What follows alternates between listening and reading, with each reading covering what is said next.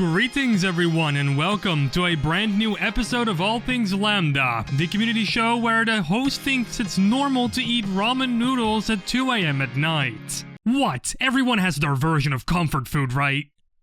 Right? Oh my, didn't you guys get lucky? We got a bunch of Half-Life community news lined up for you this week, so why don't we get started right now? LambdaGeneration. After 14 years of being in development, Lambda Wars was finally able to slap 1.0 behind its name. That's right, Lambda Wars, a Half-Life themed real-time strategy game, has finally been officially released out of beta. This newly released version of the game comes apparently with 2 new buildings, some remodeled buildings, 4 new units, and a whole buttload of bug fixes and balance changes to further complete the game. The blog post they uploaded over on Steam includes screenshots of these new units. The Heavy Rebel, the Heavy Combine, Crab Synth, and Mortar Synth are proudly on display here. The new and updated buildings are also shown off here, and of course a full changelog is also available for when you want to delve into the details. Now, the game finally being released out of beta doesn't mean, of course, that there won't be any more updates afterwards. There will most likely be more bug fixes and improvements coming to make the game harder, better, faster, and stronger. So it's a good idea to keep an eye on the official Steam community pages to stay in touch with further updates. Now, I'm not an RTS fan really at all, so I think I'll pass on this one personally, but it does look really cool and I'd still recommend you give it a try if you're into this sort of thing. Lambda Wars can be downloaded for free off of Steam and it's linked down below. That counts for the blog post as well. Go check it out! Oh, and massive congrats to Vortal Storm for the release. It must feel really damn good. It's media update time. And this time we got one from Radiated, a Half-Life 2 Episode 2 mod that makes you put on the shoes of Daniel Jackson, a rebel that was left behind in City 17 after everyone else made it onto the trains at the end of Episode 1. Now being left to yourself, you must survive and make it out of City 17 on your own accord. The mod's developer, Tycho, made their first dev blog available over on the mod's ModDB page. In this post, they talk about that the mod will be released in episodes rather than one full package. This is starting to become a trend amongst mod makers, and I think that they're all really doing this in order to get stuff out more quickly. Not a terrible strategy, I might add.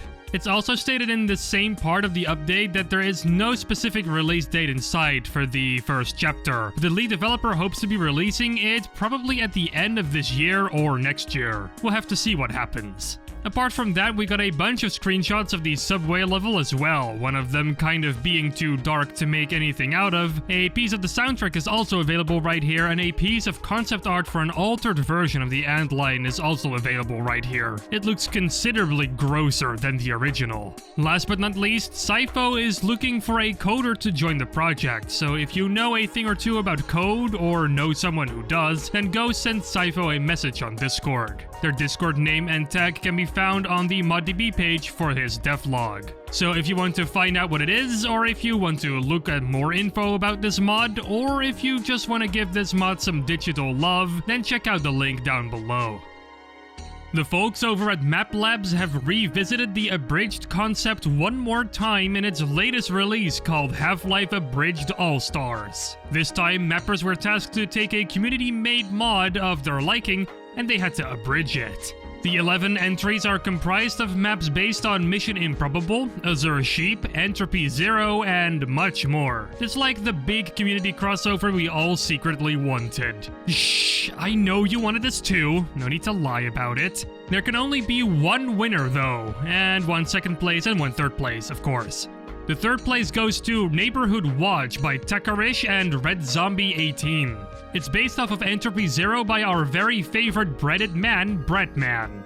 The second place spot goes to Chinatown by Gravity Cat, which is based upon one of the levels from No More Room in Hell, a co-op zombie shooter. Apparently one of the most technically impressive maps of the bunch. And the first place goes to Implausible Signals by Airrise. This map is based upon Mission Improbable and features an abridged version of the lighthouse sequence that takes place in the mod. It looks pretty amazing and well polished. Now, you can sit here and stare at screenshots, or you can click the link in the description below and download this map pack for yourself and play it. I haven't had time to crack this one open yet, but I sure will once I finally got some time for myself. Jeez, I'm tired.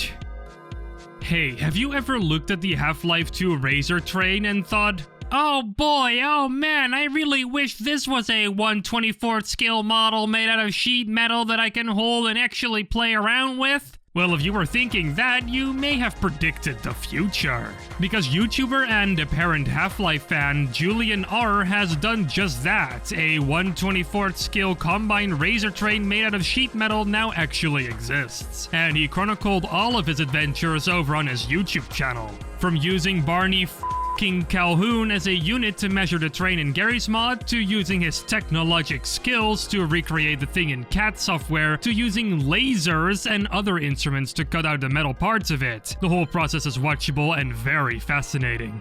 I think the end result turned out phenomenally, and I wish I could have something like that on my shelf. It just looks stunning. And oh, the driving cabin even lights up. Now that's amazing. And it even has wheels on the bottom so it could actually ride on model train rails. It keeps getting better and better. If you want to see this train being made right before your very eyes, then go check out Julian R's 3-part video series over on his YouTube channel. It's linked, as always, in the description below. Triage at Dawn is probably one of the best and most iconic pieces of music from the Half-Life 2 soundtrack. Heck, Kelly Bailey absolutely knew what he was doing when he was making that song. It really made the moment where Winston was hit just that much more dramatic. Now, Triage at Dawn is the subject of many remixes and reworks in the past. Even the final hours of Half-Life Alyx had its own version of the song. Composed by Frederick Lloyd, this version takes a much more classic, more cinematic approach to the song, and it sounds awesome. It was actually recently released on YouTube, Spotify, and Apple Music, so if you want to listen to that version, then you can do so on your favorite streaming platform. Or listen to it on all of them at once. Or don't. You won't be able to process all of that Triage at Dawn coming into your ears at once. You're only human after all. Anyway, links to YouTube, Spotify, and Apple Music are down in the description below. Go listen to it. I really do recommend headphones for this though. Headphone Master Race Unite! You know where else you should unite? On our social media pages, of course. Why? Well, so you can like all of our stuff. We post more Half-Life related content over on our Twitter and our Facebook page. Even stuff that hasn't been covered by All Things Lambda. So make sure you go check them out. There are links down below in the description. Just like everything else, to be honest. Down there you can also find our Discord server where you can connect to all kinds of Half-Life fans around the world. Want to watch more content by me? Well, my own YouTube channel and my Twitter are both down below in the description as well. Go watch my content, please. It's really good. You won't regret watching it at all. Just go do it. Right now. Okay. Thank you. Thank you. Thank you so much. And with all that being said, I'm going to end episode 130 of All Things Lambda. What do I see there? Emotion? Well, keep your emotions at bay because we'll be back next week with a brand new episode. But in the meantime, don't forget to subscribe and to ring that bell icon so you'll never miss another episode. Salutations, and take care. I'm going to bed now because I am really tired.